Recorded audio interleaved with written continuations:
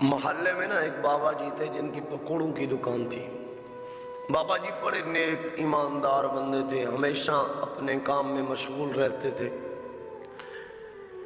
ایک دن میں ان کے پاس کھڑا تھا کہ اتنے میں اذان کی آواز آئی۔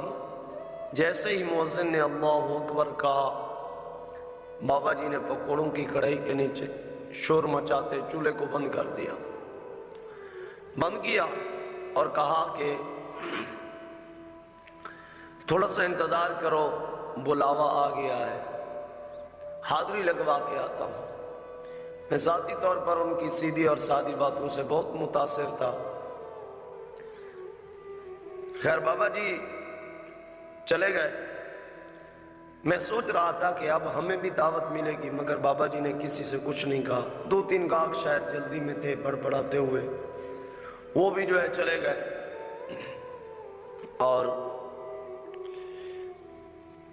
بابا جی جب واپس آئے نا تو میں نے بابا جی سے کہا کہ آپ کے 2-3 گاہک چلے گئے ہیں۔ انہوں نے سنی انسنی کر دی۔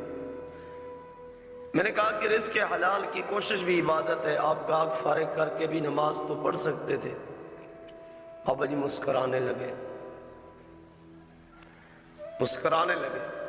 مسکراتے ہوئے بولے میرے مالک نے کتنی محبت سے فلاح کی طرف بلایا، کتنی محبت سے فلاح کی طرف بلایا۔ میں رزق کی غرض سے رک کر فلاح کا موقع نہیں گنوانا چاہتا۔ اللہ اکبر۔ رزق تو ملتا رہتا ہے، ملتا رہے گا، بیٹا کبھی اس کی آواز پر لپک کر تو دیکھو۔ ساری لذتیں ایک طرف، یہ لذت ایک طرف۔ رزق تو ہر دروازے پر اپنے وقت کے مطابق جو ہے پہنچ جاتا ہے، مگر فلاح کی آواز کسی کسی کے دل پر دستک دیتی ہے۔ کئی کان اسے قریب سے بھی نہیں سن پاتے۔